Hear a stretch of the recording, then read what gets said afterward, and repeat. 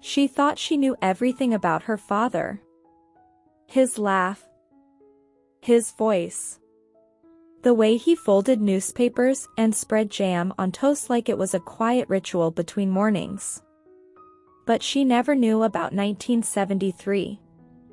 She never knew that 1 year in his life held more silence, more pain, more truth than all the years that followed. Because he never spoke about it, not to her, not to her mother, not to anyone. It lived buried inside him like a locked room. And she was never meant to find the key. Until she opened the second envelope.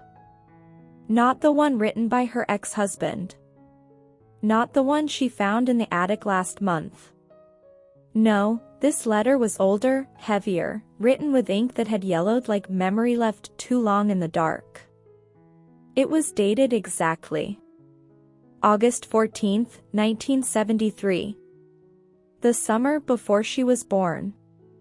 Her hands shook before she even unfolded it. There is a kind of fear that comes not from danger, but from the knowledge that your life may not be the story you thought it was. She sat down.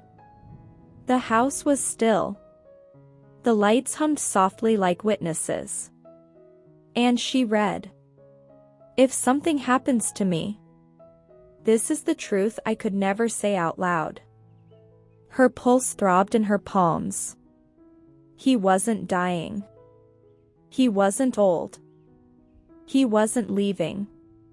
He was young when he wrote this, younger than she ever imagined him, younger than she had ever pictured her father being.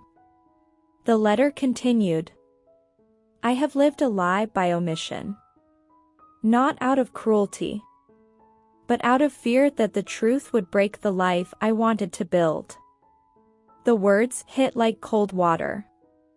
She swallowed. Her father, the most honest man she thought she had ever known, was confessing a lie. She kept reading, breath shallow. "Before I met your mother, there was someone else." Her stomach tightened. A woman? A life before theirs? A chapter she was never told? The letter didn't rush. It unfolded like memory, slow, painful, necessary. Her name was Anna. We were young. Too young. And that summer felt infinite, like we were living inside a promise the world had made only for us. She closed her eyes. She could almost see it. 1973, warm air, careless hope, two people believing time belonged to them. But letters exist to hold the things time destroys. Her father's memory continued to bleed through ink. She became pregnant. Her throat tightened. She read the next line twice. "The child was mine." Her heart slammed inside her chest like a door blown open by wind. He had a child before her. A brother? A sister? Someone alive, someone breathing somewhere in the world. Someone with his eyes, maybe even with hers. She read on, unable to look away now. Her parents opposed it. Mine pretended not to hear. We were young, beautiful and stupid, believing love could survive without roots. Ink smudged at one edge. Was it water damage, or a tear that fell 50 years ago? She would never know. The night before she gave birth, she disappeared.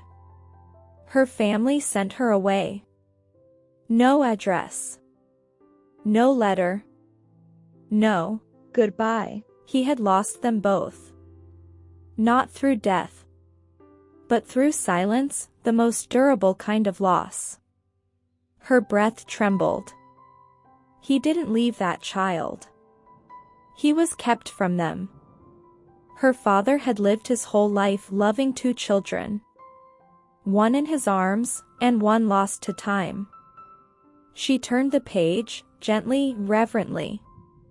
The next lines were softer.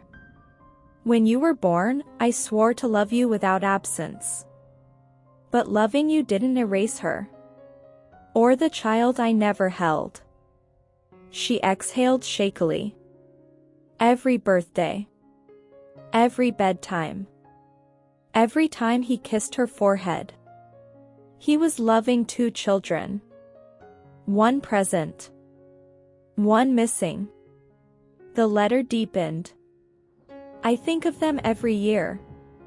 On your birthday, I wonder if theirs is near yours. If they have a smile like yours. If they ever felt the absence I felt. Her eyes burned.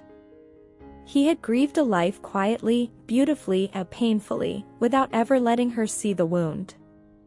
Some men bleed privately so their children never have to. She felt him more real than ever. Not as a father carved in memory, but as a man holding love and regret in the same trembling hand. She read the end slowly, like someone savoring the last seconds of someone they miss. If you ever find this letter, it means the past has finally reached you. And if that day comes, I hope you look for them. Not for me, but for you. Her breath shattered inside her chest. He didn't ask forgiveness. He didn't ask understanding. He asked for connection. He wanted her to find the other child. The one lost to 1973. She folded the letter to her heart, feeling decades press into her sternum like weight and wings at the same time. There was a world she didn't know existed. And now she was standing in front of its door. She moved to the attic again. The box sat where she left it, patient, like truth. And beneath the letter, she found a photograph. A woman in a summer dress. Wind in her hair. Eyes that mirrored her own more closely than her mother's ever had. She turned the photo over. A date. August 1973. And one sentence written faintly in pencil. She looked like you. Her knees nearly gave way. This wasn't just history. It was inheritance. Blood. Memory. A sibling unknown, living somewhere beneath the same sky. Or gone. She didn't know. Not yet. But she would. Because some stories don't end. They wait. And now she was ready to follow.